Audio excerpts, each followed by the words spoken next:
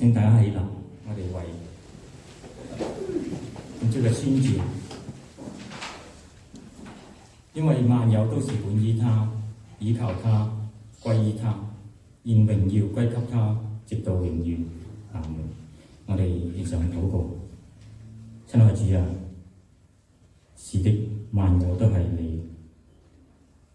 你所創造，你賜俾我哋，你讓我哋去享用，但係我哋人可能有好多嘢可能你能夠做到好，甚至得罪你，求主你憐憫，求主你與我哋同在，求你潔淨我哋，讓我哋可以用我哋心靈誠實嚟到敬拜你，亦都求你賜福今日藉著你嘅僕人牧師嚟到去傳達你嘅信息，幫助我哋，讓我哋喺呢個末世更加有力嚟到去生活工作同埋見證你。只係求你同樣都應以崇拜、華與崇拜同在，同埋這一項，我哋交俾你。但願你臨在我哋當中嚟到去教導我哋，你聖靈感動我哋，讓我哋能夠按你嘅旨意嚟行。我哋將今日每個環節交託俾你，我哋祈禱仰望奉靠主名求。請大家仍然站立，大家可以問候下喺咁寒冷嘅天氣，大家可以嘅，可以擁抱下都唔介意嘅。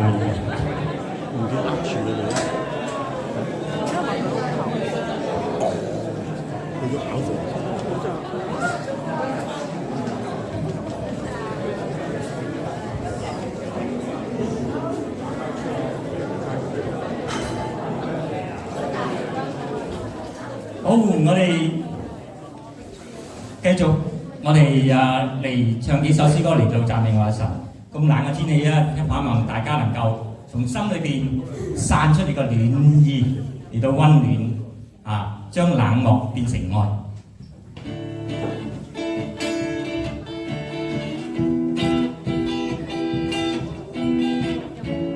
大家可以好興奮。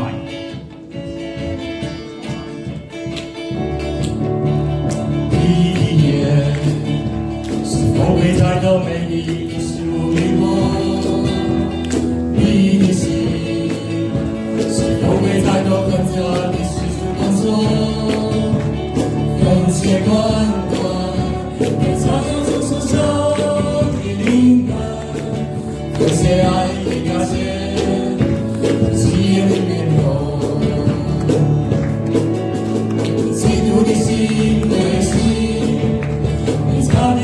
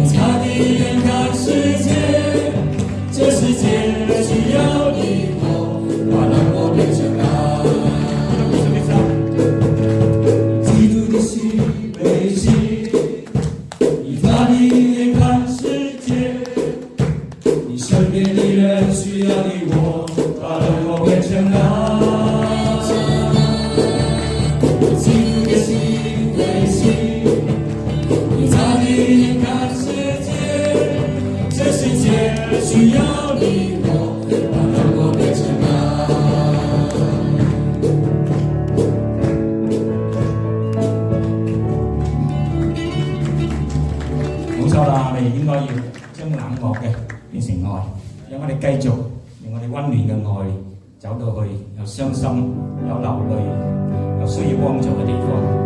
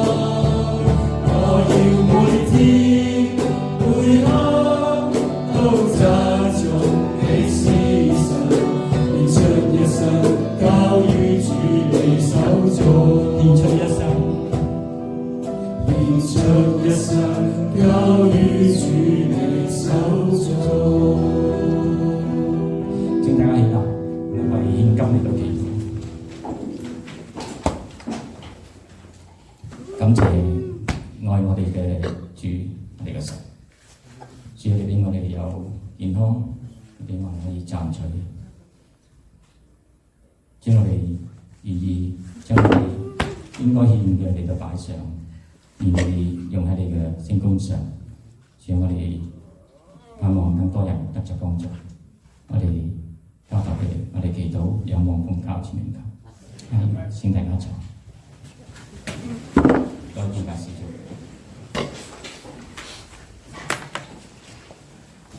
跟住我哋有一段經文要進讀，喺路加福音5章1至11節。路加福音5章1至11節。我哋弟兄先讀，我哋姊妹再跟隨下面一節。我哋請弟兄。耶穌站在革哩撒勒邊，眾人擁擠他，要聽神的道。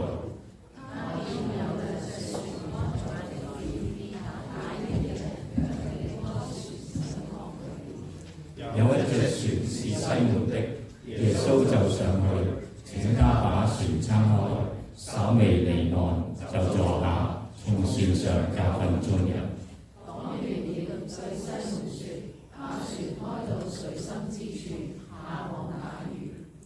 西門說：夫子，我們整夜勞力，並沒有打着什麼，但依從你的話，我就下網。他們下了網，就圈住許多魚，網險些裂開，只乎船上的同伴來幫助，他們就來把魚裝滿了2隻船，甚至船要沉下去。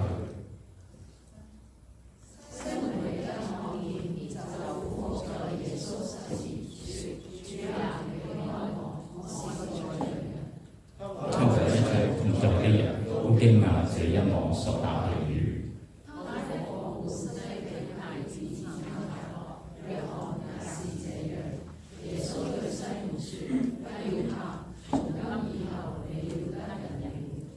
他們把2隻船攏了岸，就撇下所有的，跟從了耶穌。跟住我哋高興有范牧師喺當中嚟到去證道，將時間交俾牧師。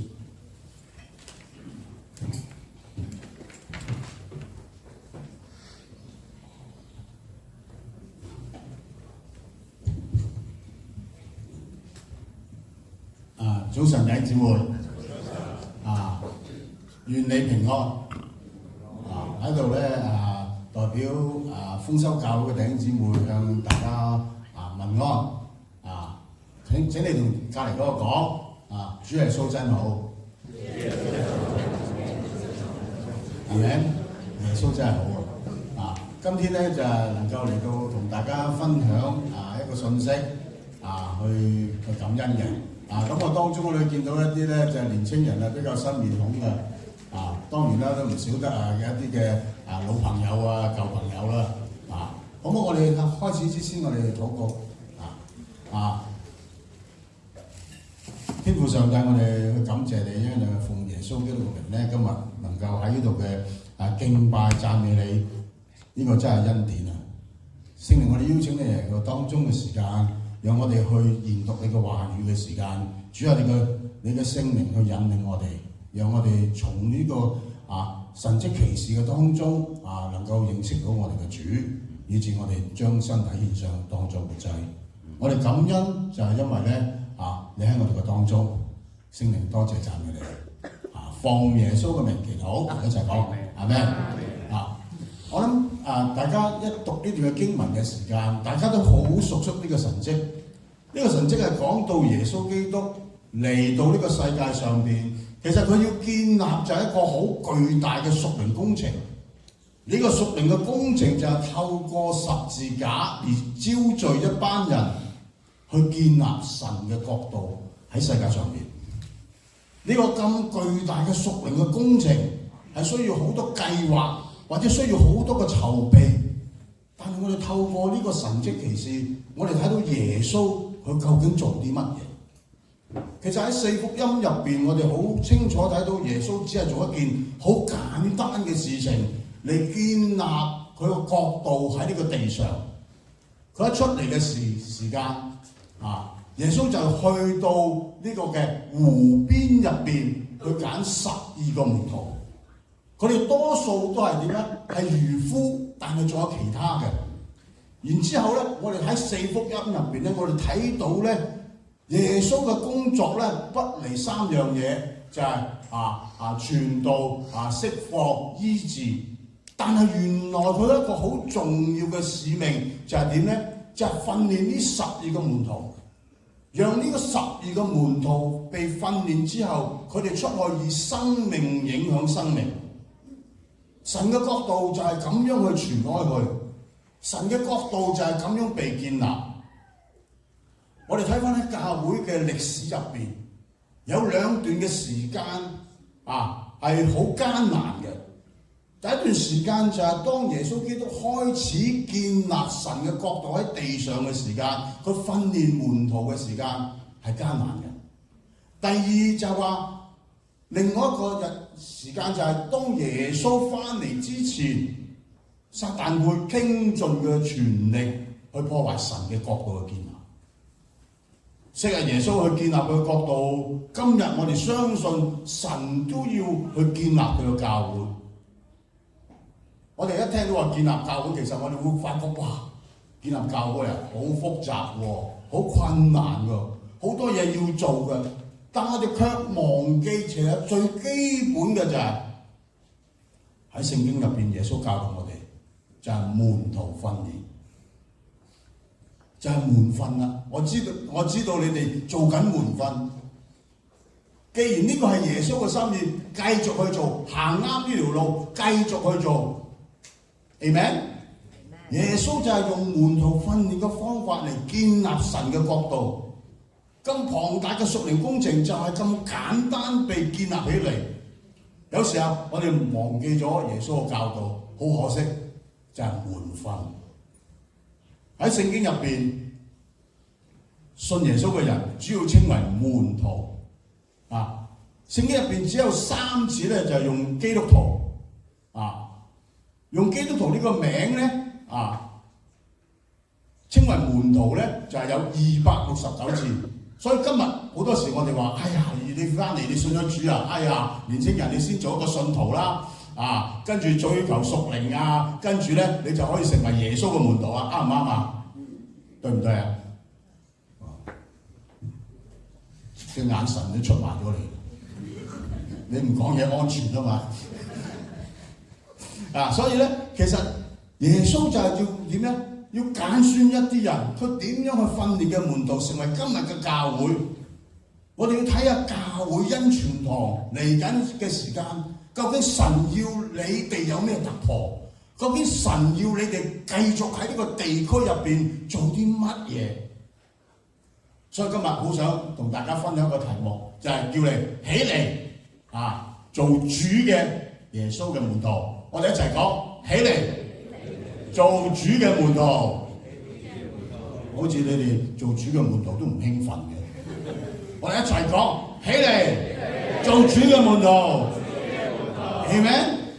當你夠膽宣告嘅時間，即係話你好想做主耶穌嘅門徒。所以我哋翻到最基本嘅門徒訓練，就係耶穌揀選邊啲人。我哋從經文入邊去睇下，原來耶穌揀選第一 ，OK， 哇！原來年青人，請你望下隔離嗰個，咦？你話俾我聽，你係年青人啊？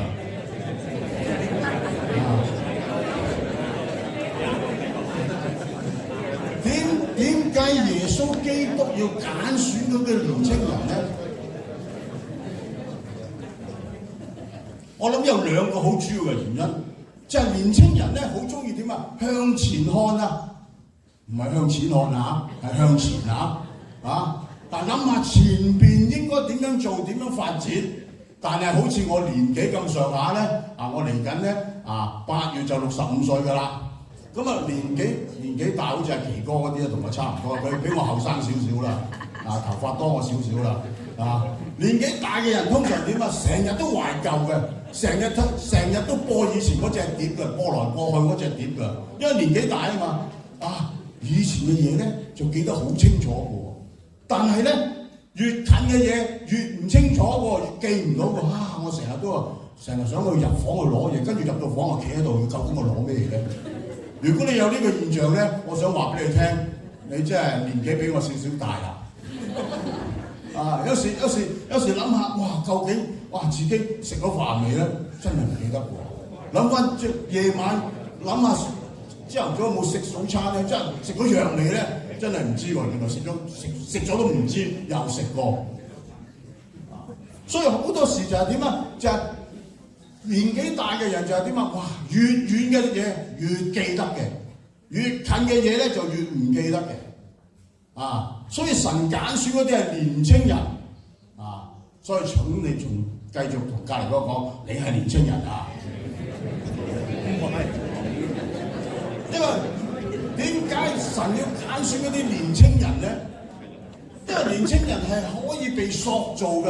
耶穌當時揀選，如果要揀嗰啲，佢要揀嗰啲好有份量嘅人，嗰啲文士法利賽人撒都該人希律黨嘅人同嗰啲小黨派嘅。耶穌可以點揀選佢哋？因為佢哋呢班人已經受過訓練，但係呢班人受過訓練嘅人，佢哋點啊？佢哋好自我，佢哋好驕傲，佢哋唔肯被耶穌去塑造。弟兄姊妹，今日我哋發現好多人都係咁嘅，學少少就點啊？扮代表你講也唔係我講就係點啊？有時咧就會叻過老師㗎啦。我唔知你有冇見過呢啲學生？有嘅呢啲係咪？所以如果能夠被塑造嗰啲人，通常都係點啊？謙卑，佢可以做門徒嘅。所以耶穌揀嘅門徒係嗰啲年輕人向前看嘅，唔係其實年輕我話俾你聽，唔係在乎年紀嘅。所以先頭我講話年青人有啲同我可能後生我少少，兩隻眼已經掘住我啦。但係年青唔係在乎你嘅年紀。弟兄姊妹，我自己嚟緊差唔多65歲啦，但係我成日覺得我自己50幾歲，我唔講25歲太假啦，太假啦！如果你講俾25歲，我就我當我自己56歲啫，所以我覺得都係年輕嘅。弟兄姊妹，我哋好多時就係點咧？我哋睇到耶穌就係點啊？揀選嗰啲大約20零歲嘅。其實點解我哋有個意識？唔該。我哋睇啲12門徒咧，好多時咧，我哋睇到個圖畫或者啲圖書咧，佢哋鬚長長頭髮白白其實唔啱嘅。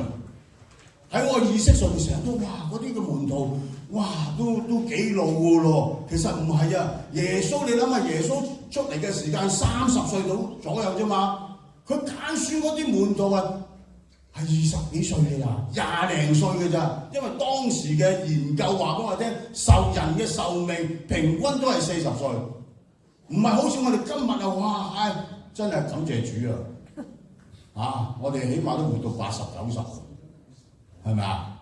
所以耶穌係點啊？耶穌就係揀嗰啲咩精壯嘅、有能力嘅，係被揀選嘅。神要揀選嗰啲精壯、願意被塑造嘅人，弟兄姊妹。神要叫我哋將最好嘅獻俾神，唔係有啲人講，我唔知你有冇聽過啦，可能你都講過，侍奉主等我退咗休先，等我揾夠錢先，然後我先侍奉自己，咁個人就好似舊約一樣，佢將嗰啲唔好嘅嘢獻俾神。馬拉基書入邊講就係點啊？神要我哋係將年青有力最好嘅獻俾神，但係今日我哋坐喺中間嘅人，好似我咁嘅年紀，但係最重要係我哋嘅心態。就算有啲人年紀輕輕，但個心態已經好老㗎啦，明唔明？年紀大但個心態好年輕嘅，就好似我咁好似阿奇哥Urinda 咁我唔知你幾多歲啦，大約差唔多㗎啦，你哋都係。我哋睇緊聖經，加勒85歲。佢要征服呢個最困難嘅地方，佢同敵人講：神你將呢個最困難嘅山地俾過我要挑戰自己，我要將呢個最困難嘅山地去征服佢。當時加勒85歲，佢仍然係好年輕，Amen。Amen？你睇翻啊，朗奴列根70歲做總統，但喺電視見佢嘅時間，佢都好年輕喎。摩西80歲，佢先至帶領以色列人出埃及。葛培理活到咁上下嘅時間，有人問佢：哇，葛培理牧師，點解你唔寫個自傳啊？葛培理就講啦：我今日我去侍奉主，我嘅人生焦點就係唔係回望我大半生嘅事情，而係我繼續向前行。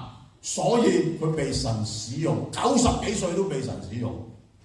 弟兄姊妹，呢度係話俾我哋聽，我哋要將最好嘅獻俾我哋嘅主。如果今日神弟兄姊妹要你做一啲嘅嘢，唔好等啊！真係要快啊！你唔需要講話等我啲細路仔大咗先，或者等咗我結婚先啊，揾到錢先啊！你係點啊？回應神嘅呼召。你睇呢個神蹟入邊，嗰啲嘅門徒彼得當時，佢哋撇下一切跟從主。喺歷史上面，其實我哋睇到好多嘅年輕人啊，佢哋年輕嘅時間，佢哋都係能夠做好多嘅大事。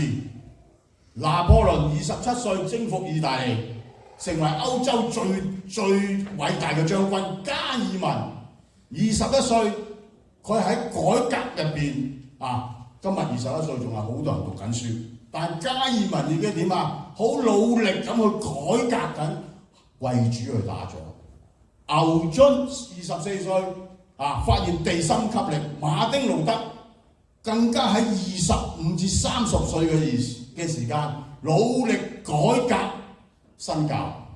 佢唔係等到60歲、70歲。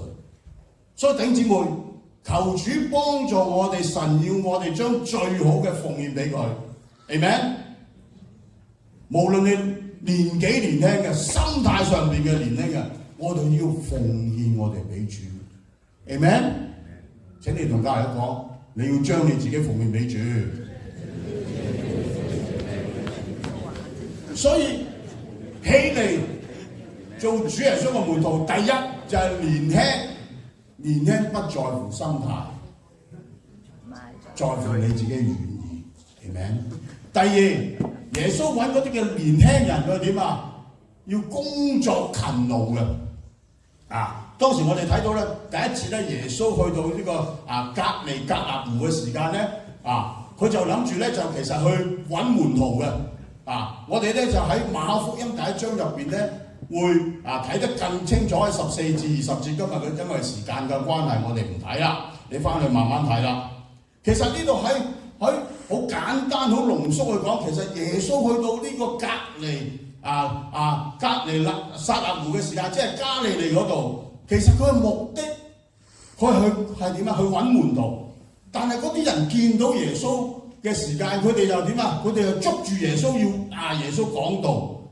所以耶穌講俾佢聽，所以耶穌講完道之後，佢就立刻去揾西門啦。因為耶穌要呼召西門成為一個得人如得魚嘅漁夫，喺加利利湖。點解要去加利利湖啊？加利利湖又叫做提比利亞海，又叫做加利利，又叫做咩格尼撒勒湖。其實當一聽到個湖今日如果我聽到邊個咩湖咩湖嘅時間，就諗起佢點啊？去放假。邊個湖所以哇好靚諗住嗰度。其實耶穌去嗰度唔係放假，因為呢個加利利湖咧大約係13里長嘅，闊係8尺嘅啫。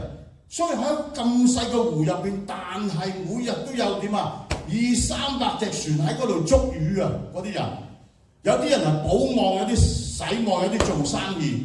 所以其實我哋睇到加利利湖係一個好忙碌嘅地方。就好似今日 City 一樣 ，St. George's Terrace William Street， 好多人喺度做生意，好多人喺度做買賣，好多人喺度點捉魚。點解去到咁忙碌嘅地方，耶穌去到咁忙碌嘅地方去揾嗰啲門徒咧？因為呢度俾我哋睇到，其實耶穌係好多選擇喎。佢可以喺個街上面去揾一啲遊手好閒嘅揾一啲求其揾啲人。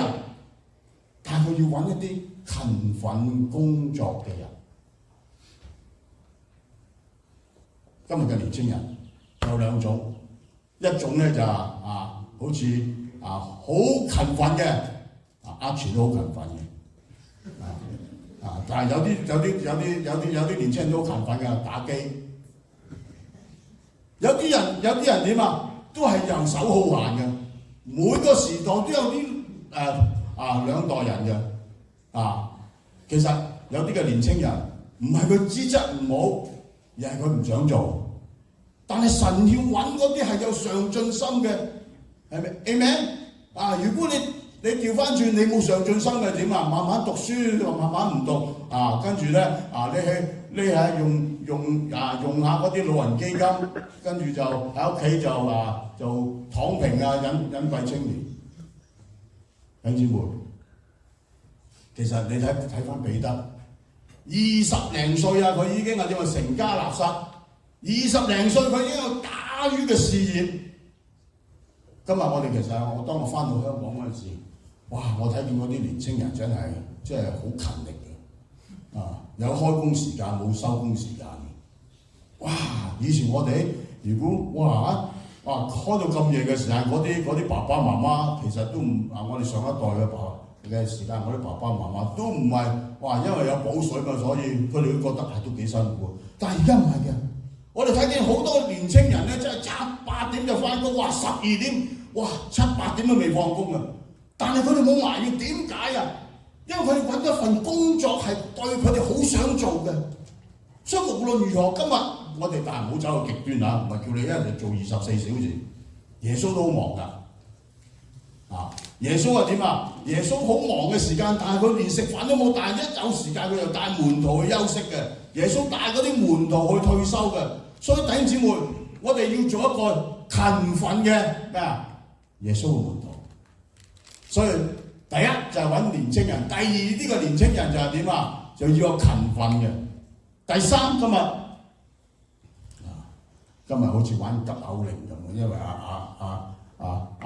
阿醒傳道叫我30分鐘，不過我話你俾我講多20分鐘咯。所以急口令我已經玩好。第三我哋經歷神嘅人，經歷神嘅年輕人，我講明年輕人不在乎你嘅年紀，在乎你，亦都係在乎你嘅心態。弟兄姊妹，如果一個人佢冇經歷神嘅時間，佢會離開神越嚟越遠，好難去侍奉，好難侍奉得好嘅，好難成為耶穌嘅門徒。所以你睇4福音嘅時間，你睇當耶穌呼召彼得、雅各、約翰呢班人嘅時間，佢哋仲係打緊魚，佢哋係冇離開過，只係跟耶穌第一次呼召佢嘅時間，耶穌呼召佢只係點跟下耶穌，聽下耶穌講道，學下佢嘅嘢，佢未完全去放低一切去跟從耶穌。所以如果你睇約翰福音第1章嘅時間，你就睇到施洗約翰為耶穌作見證安德烈見過耶穌，跟住就介紹俾彼得，但係佢哋都冇立刻放下跟從神嚟到呢個神蹟，我哋好熟悉嘅神蹟，就開始佢哋見到一個就係耶穌是主，佢哋經歷到神，所以佢哋願意放下一切嘅事。所以喺第一入邊佢哋就係認識到耶穌是主。所以當我哋去睇翻呢個神蹟嘅時間，喺第4節，耶穌叫佢去到水深之處落網打魚嘅時間。第5節，跟住彼得就講啦，佢話夫子，佢話我成晚都打唔到魚，但係我都算啦，依從你嘅説話，我放個網落去啦。其實當我哋睇呢段經文嘅時間，佢一開始就講夫子，佢只係稱耶穌係一個老師，佢一直覺得耶穌，佢講道理、講道德呢方面好多得着，所以佢只係稱耶穌係一個夫子，係一個宗教嘅老師。所以當佢打到魚嘅時間，2隻船都沉落嘅時間，去到第8節嘅時間，彼得佢真係經歷到耶穌基督是主，佢就俯伏喺耶穌嘅膝前，佢話：主啊，離開我！其實佢稱耶穌係夫子啊，跟住佢傾耶穌是主。其實主係咩意思？主就係話神啊，你離開我，我係一個罪人。其實喺呢個神蹟入邊，佢深深體會耶穌唔係一個普通嘅教師，或者一個宗教嘅老師，亦都唔係一個普通嘅先知。耶穌是神，所以佢稱耶穌基督是主。所以第一，佢經歷到耶穌基督是主，所以佢整個人生嘅價值觀、觀念轉移，從一個老師去咗一個主，所以佢亦認識到耶穌基督是主。第二，佢認識到耶穌係一個自然界嘅主。我哋睇到佢呢個經歷入邊，佢認識到耶穌唔單止係佢生命嘅導師，或者幫助佢屬靈嘅成長，而係佢經歷到耶穌是主，佢係一個管理自然界嘅。所以大家有冇留意呢個神蹟係點樣發生啊？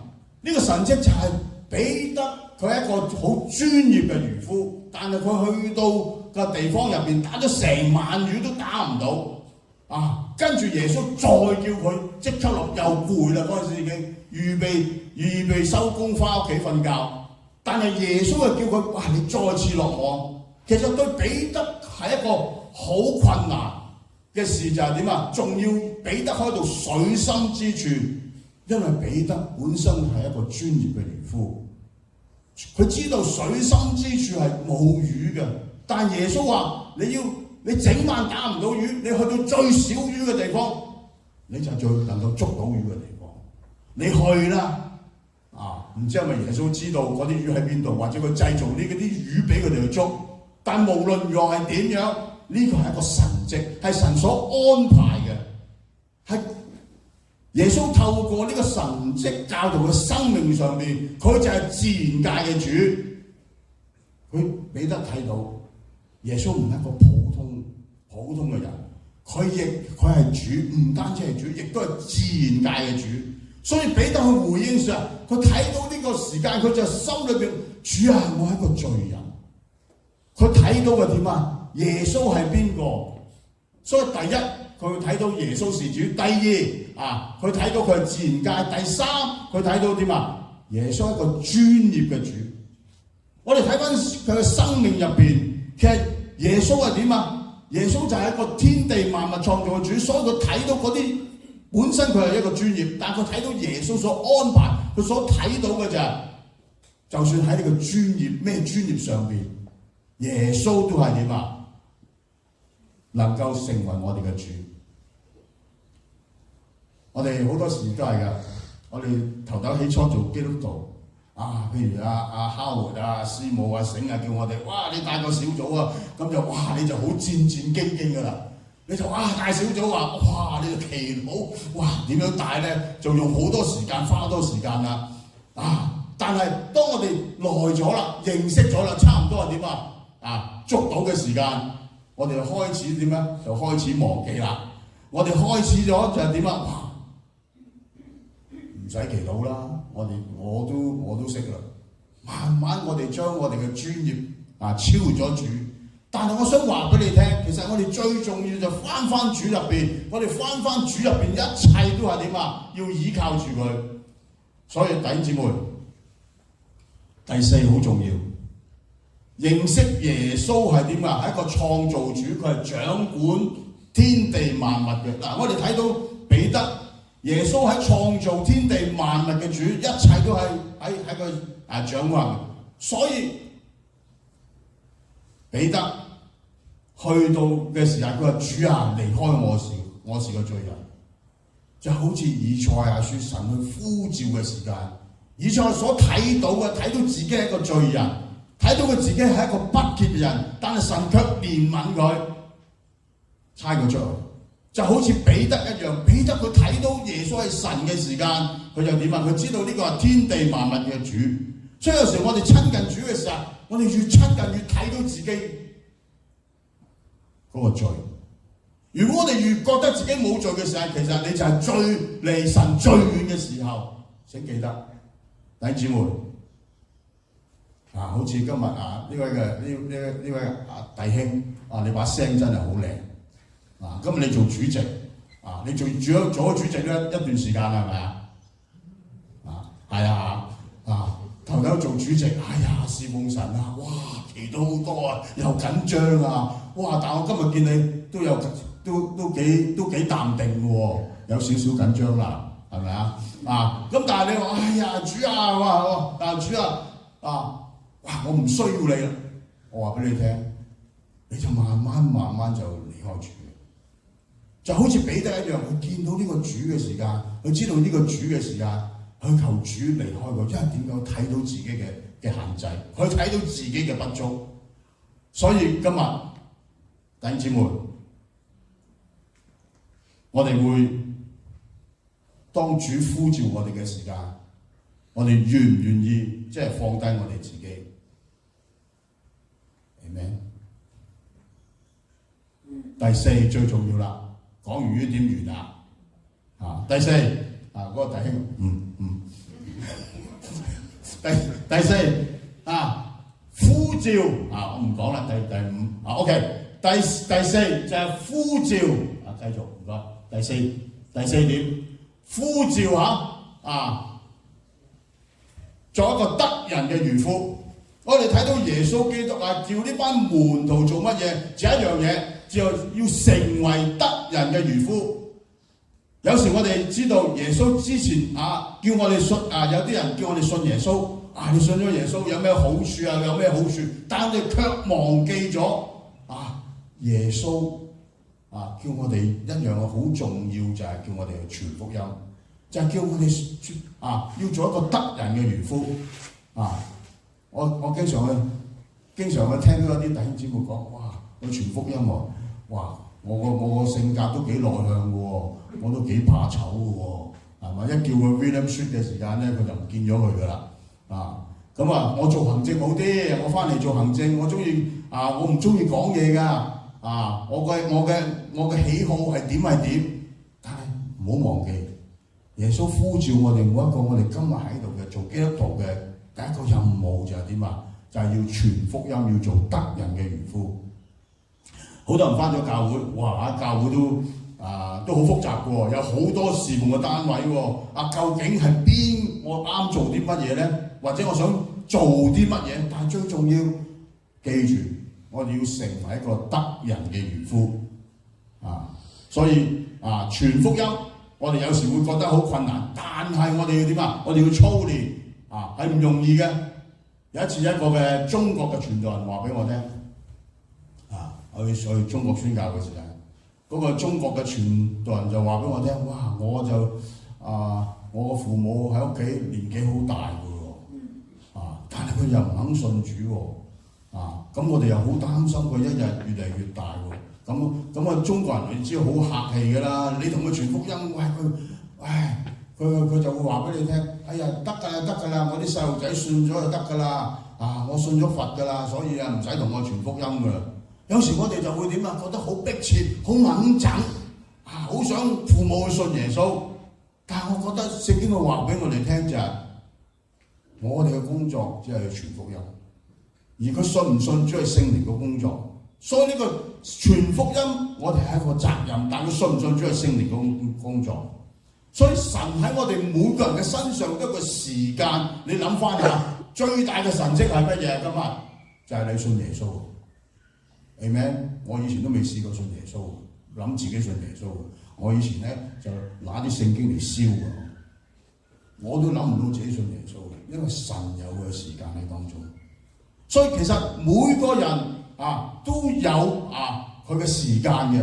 如果講起傳福音咧，學園傳道會呢個 Bill Bright 佢講句好有意思嘅説話，佢話傳福音嘅果效咧係因着聖靈叫我哋同人分享，你要將佢嘅結果交喺主嘅手中。我好中意呢句説話，因為我哋傳福音嘅時候好緊張㗎。你一傳咗福音嘅時間，你就會點佢信唔信主快唔快信？有時我哋急都急唔嚟，叫人悔改嘅聖靈。所以求主幫助我哋點神要我哋呼召我哋成為基督徒，要成為一個主嘅門徒。弟兄姊妹，最重要，我哋做好門徒訓練嘅時間，我哋生命就會影響生命。呢個就係門徒訓練嘅目的。有幾多人翻咗嚟10年以上㗎？有基督徒？哇，都好多啊！所以你信咗10年，我想話俾你聽，你應該有你嘅門徒，你應該係去影響緊別人。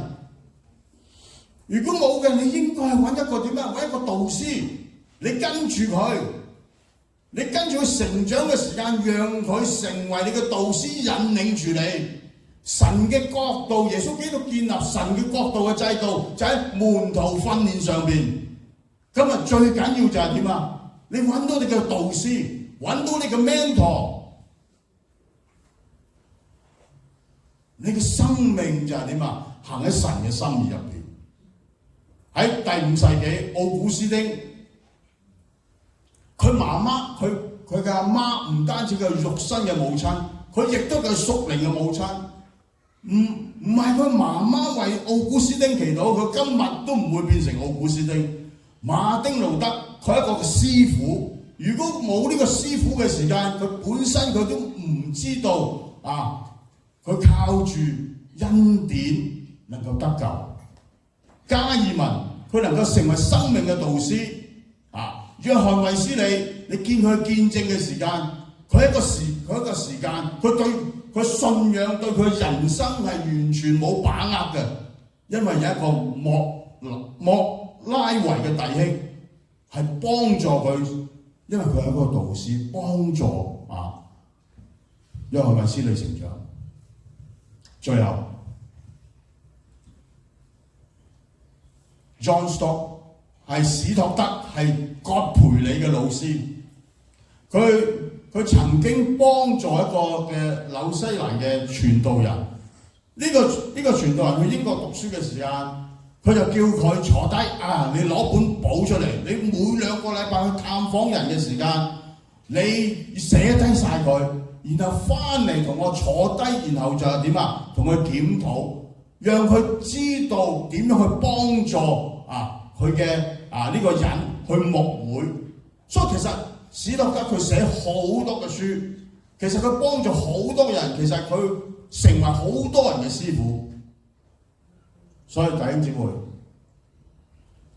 今日喺呢個世界入邊，我哋需要透過呢個門徒訓練，透過唔同嘅形式去造就好多人。我知道今日宣道會北堂做緊門徒訓練，我覺得行啱條路。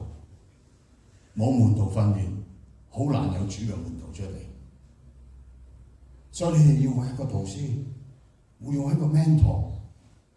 你翻咗嚟10年，你成長咗咁多，你要揾你個徒弟帶領佢，一代傳一代，讓呢個門徒嘅訓練一路傳落去。弟兄姊妹，最重要我哋肯唔肯去行出神俾我哋嘅心意。所以第一，我哋肯唔肯成為一個耶穌基督嘅門徒？你肯嘅，你要去揾一個導師，讓佢陪伴你成長，花時間同你一齊，讓你學習佢嘅生命。第二，就好似耶穌一樣，揾到你嘅門徒去栽培別人。即係你成為一個師傅，你亦要教導一個徒弟去栽培另外一個人，以至點啊？一代傳一代。所以如果教會做緊呢個門徒訓練嘅時間，其實就係建立緊神嘅國度。我諗如果你咁樣去門徒訓練嘅時間，教會一定興旺，教會一定坐爆呢度。Amen？ 你想唔想教會興旺啊，弟兄姊妹？想唔想啊？想就係要喺個門徒訓練入邊，求主點啊，大大去使用我哋每一個，尤其是今日我哋翻咗嚟教會有咁上下日子嘅，真係我哋要起嚟，我哋要承擔主俾我哋嘅使命，我哋要做耶穌基督嘅門徒。神國角度就係咁被興起，教會就係被咁樣建立嘅。Amen？Amen？ 請你同隔離嗰講，起嚟我哋要做主耶穌嘅門徒，明唔明？所以我哋要起嚟起嚟嘅時間，你哋仲坐喺度喎，好唔好一齊起嚟？聖經大隊第4首歌，好，我哋禱告嘛。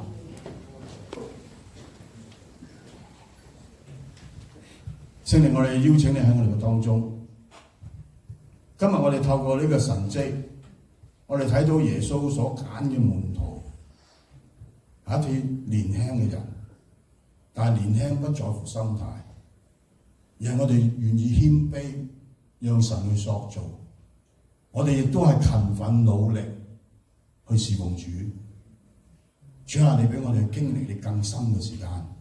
原來深水入邊、水深入邊係有寶藏，原來水深入邊係有魚嘅。主，我哋多謝你，你呼召我哋每一個，揀選我哋每一個，今日成為主嘅門徒，讓我哋能夠將你嘅福音傳開去，亦都能夠俾我哋捉到門徒訓練，以致我哋能夠去傳遞落去。用生命影響別人，以致能夠栽培別人。主耶穌，我哋去多謝你，今日俾恩傳堂行啱呢條路喎，睇到佢哋真係用門徒訓練呢個嘅方式去建立神嘅國度。求你去使用呢個教會，主啊，讓佢哋越嚟越興旺，讓佢哋嘅讓教會越嚟越復興。能夠影響呢個社區，甚至影響去到海外嘅地方，祝福佢哋，多謝讚美你，奉耶穌嘅名祈禱，我哋一齊講，阿們，好唔好？我哋唱一首回應詩歌，去回應神俾我哋嘅恩典，我哋願意付出我哋自己，擺上我哋自己，因為神先擺上我哋生命，我哋先有今日嘅生命。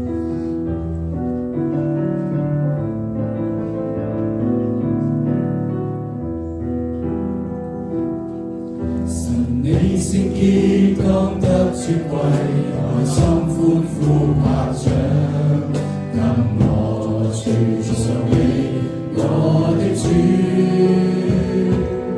神你帶領恩典經過，內心感恩喝彩，但面上為你屬於主。我要每天每刻都讚頌你是神，你是恩典，你手上邊令我滿有信心。我要每天每刻都讚頌你是神，願將一生交於主你手中。神你聖潔。你聖潔當得尊貴，內心歡呼拍掌，跟我傳頌你我的主。神你帶領恩典經過，內心感恩喝彩，任獻上為你屬於主。我要每天每刻都讚頌你是神，你是恩典，你手上邊令我滿有信心。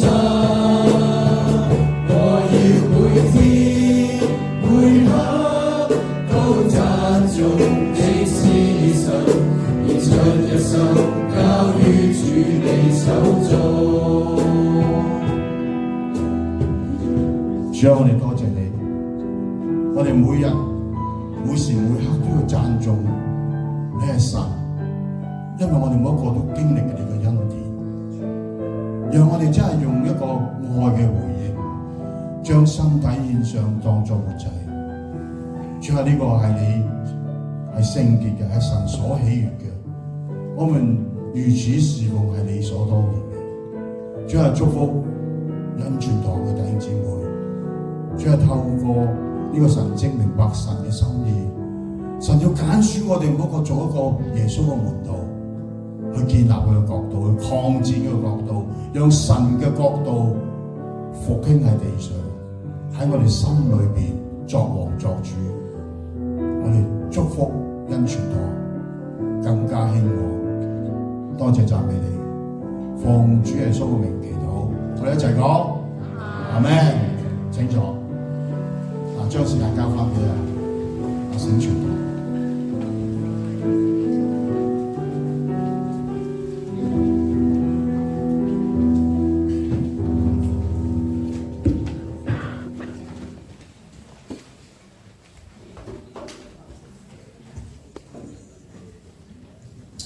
早晨弟兄姊妹，喺度咧代表教會歡迎范牧師嚟到同我哋分享神嘅説話啦。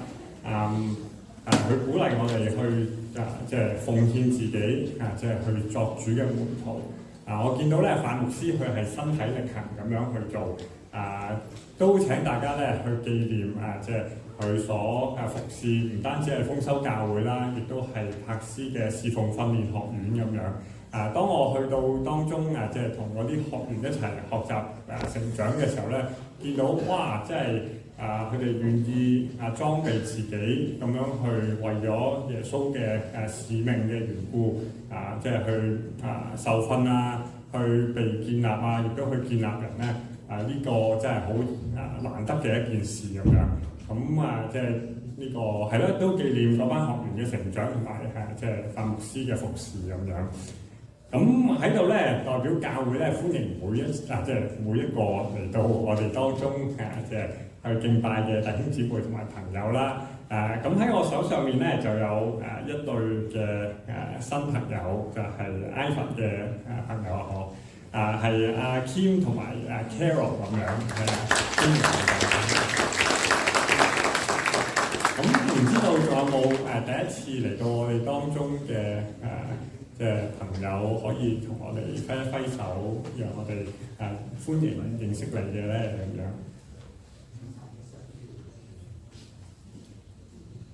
咁都係大家相熟嘅，都鼓勵大家完咗崇拜之後咧，可以去留低即係有茶點嘅時間，大家可以去互相問候咁樣啦。係啊，原來我望住前面嗰個點解咁熟嘅咧咁樣，原來嗰個都係新朋友嚟嘅，係范牧師帶嚟嘅 MTC 嘅同學Andrew 咁樣啦。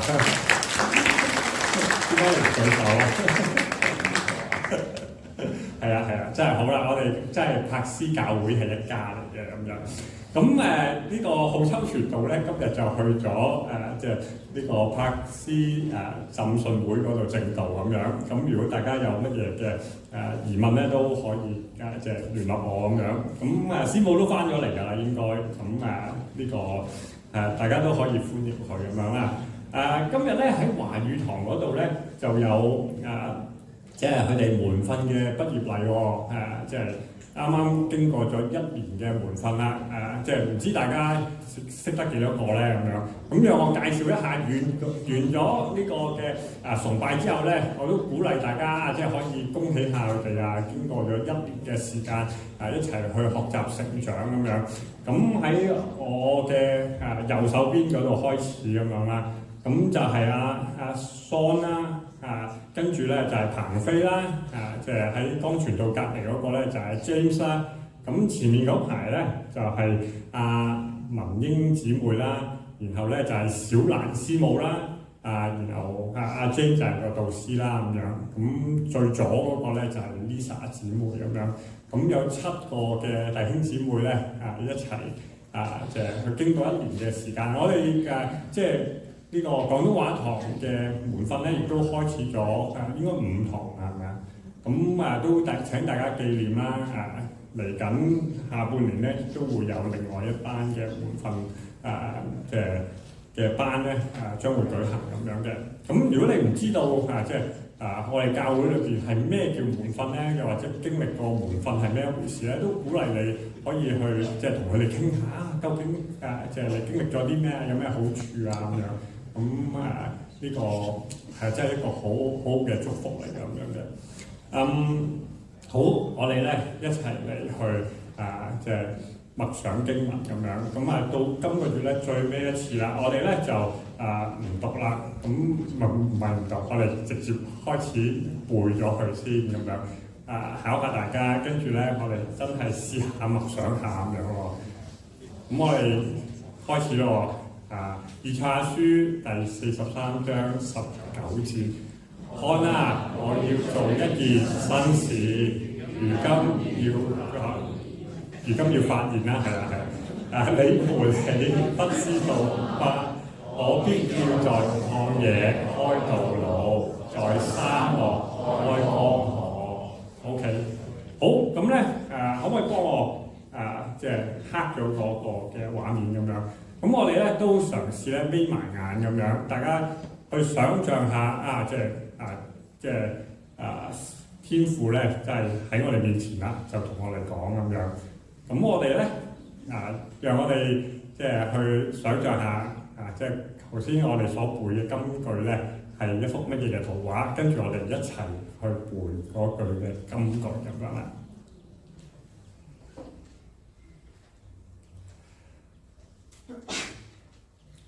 看啊！我要做一件新事，如今你要發現，你們豈不知道，我必在曠野開道路，在沙漠開江河。以賽亞書43章19節。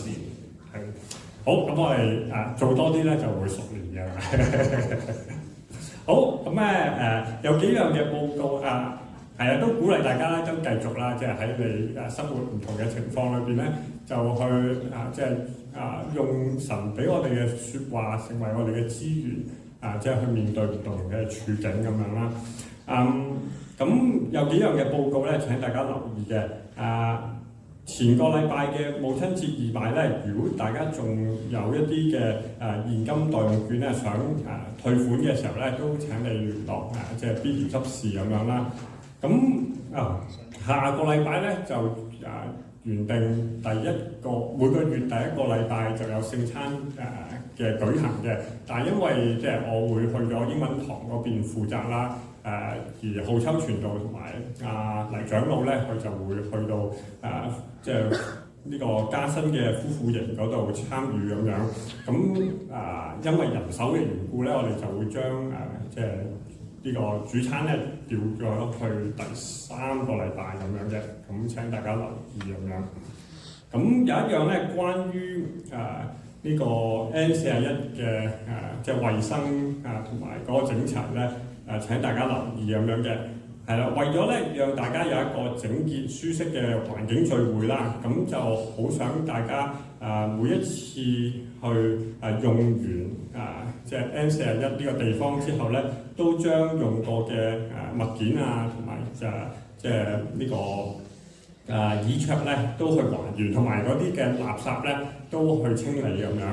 咁即係辦公室特別咧去將嗰啲原狀咧即係去影低出嚟咁樣。咁請大家用完之後睇過即係用完之後就將佢還原翻咁樣嘅情況咁樣啦。咁希望大家能夠即係繼續可以享受呢個舒適嘅地方咁樣啦。最後一個嘅報告咧，就想大家留意琴日咧我哋教會辦公室咧已經將即係呢個教會憲章嘅附則修改嘅草擬咧透過電郵發放俾每一個會友咁樣嘅。咁呢個嘅修改草擬咧就將會喺今年嘅8月31號嘅會友大會裏邊進行討論同埋議決咁樣。咁好想咧我哋即係請大家預先咧去閱讀嗰個嘅即係建議，同埋了解咧背後嗰個嘅原因點解要修改。咁以此咧即係我哋可以今個月咧就應該係下個月我哋可以收集到一啲嘅即係回饋或者大家了解大家嘅意見睇法咁樣啦。咁我哋就可以係去到會友大會嘅時候先去通過咁樣咯。咁如果你哋查過你嘅電郵冇呢啲嘅資料嘅時候咧，咁就請你即係同我又或者辦公室去聯絡一下咁樣，係啊。咁其他嘅報告咧，請大家睇翻週刊亦都即係請大家咧去睇一睇週刊喎。喺我哋今個週刊封面文章咧，就係有華語堂嘅華姊妹咧，佢就分享翻呢個早前去羅行呢個原住民嘅教會嗰度咧服侍嘅一個宣教體驗咁樣，咁都係寫得好真實啦，咁亦都睇到神嘅工作，咁都鼓勵大家去閱讀。讓我哋一齊起立去唱讚美詩。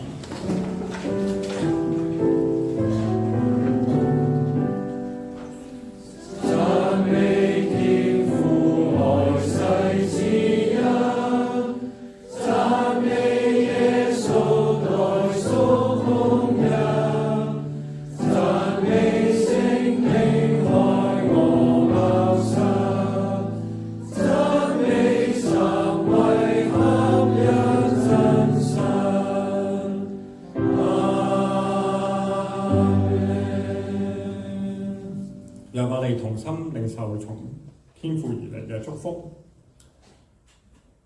三位一體嘅真神，我哋讚美你，讚美你，真係嗰個好慷慨嘅主，你同我哋分享你所有嘅一切。你甚至咧將你自己獨生嘅兒子咧去賜俾我哋，又將聖靈咧各樣嘅豐富嗰啲仁愛、喜樂、和平嘅果子擺喺我哋生命裏邊。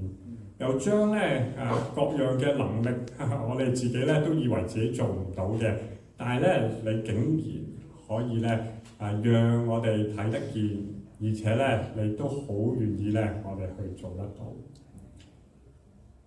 聖靈啊，我真係求你今日咧嚟到充滿每一個參與崇拜嘅弟兄姊妹，你呼喚佢哋。讓佢哋咧行出呢個門口嘅時候，有你嘅同在，亦都咧去一步一步嘅相信你自己喺佢哋生命裏邊嘅工作，叫佢哋咧真係睇見會驚訝，叫佢哋一路跟隨你嘅時候會覺得滿足。主求你親自咧去完成你自己嘅工作。多謝你接納我哋，你喺我哋唔同嘅情況裏邊，你都願意去陪伴，亦都繼續嘅去建立。願主耶穌基督嘅恩惠、天父上帝嘅慈愛、聖靈嘅感動，常與我哋每一個同在。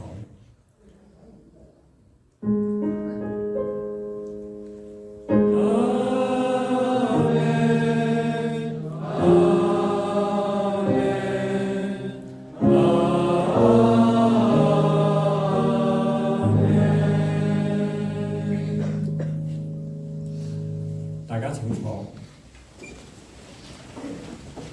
讓我哋有1分鐘安靜嘅時間去沉澱一下頭先我哋所領受嘅琴音再起嘅時候咧，大家可以自由散步。